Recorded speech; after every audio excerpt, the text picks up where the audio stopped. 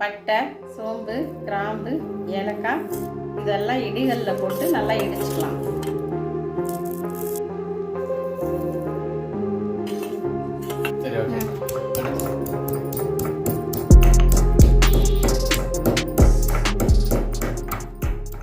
Video sponsor by பைமோட் shopping app.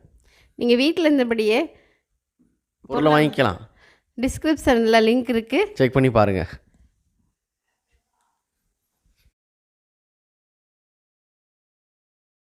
இன்னைக்கு vegetable biryani எப்படி செய்கிறதுன்னு வாங்க பார்க்கலாம். அதுக்கு தேவையான பொருள்: சோம்பு, கசகசா, பட்டை, கிராம்பு, ஏலக்காய், பீட்ரூட்டு, கேரட்டு, பீன்ஸ், தக்காளி, பச்சை மிளகாய், பூண்டு, இஞ்சி. பீட்ரூட்டும் போடுறியாமா? ஆமாப்பா. மல்லித்தலை, புதினா தலை, பல்லாரி வெங்காயம், பச்சை மிளகாய், அப்புறம் சோயாபீன்ஸ்.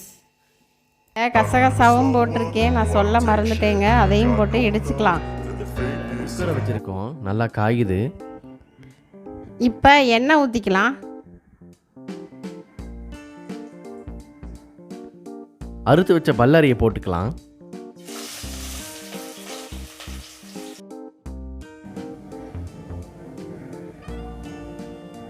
பொன்னிறமாக வந்துருச்சுங்க. இப்போ புதினா தலையும் மல்லித்தலையும் போட்டுக்கலாம்.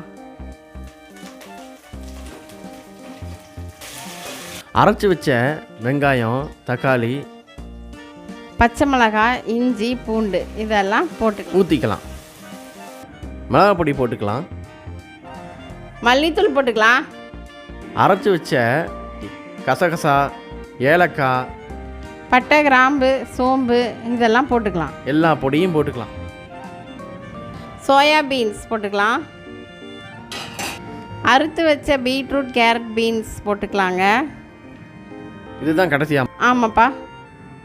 உப்பு போட்டுக்கலாங்க. தண்ணி ஊற்றிக்கலாங்க. பாஸ் பண்ண இதுக்குப்பா சீக்கிரட்டெல்லாம் சொல்லாத. அரிசி போட்டுக்கலாங்க.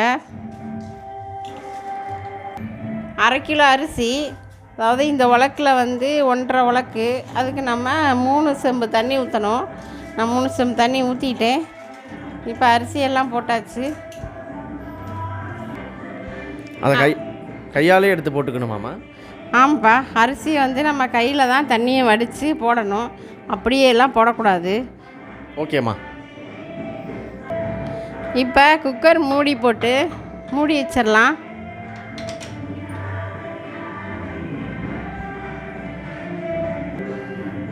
இப்போ விசில் போட்டுக்கலாம்.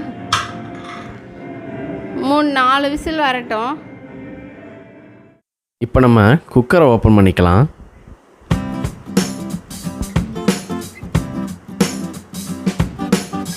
அவ்வளோதாங்க, ஓப்பன் பண்ணியாச்சு. நல்லா இருக்குது சாப்பாடு. நல்லா கிளறி விட்டுக்குவோம்.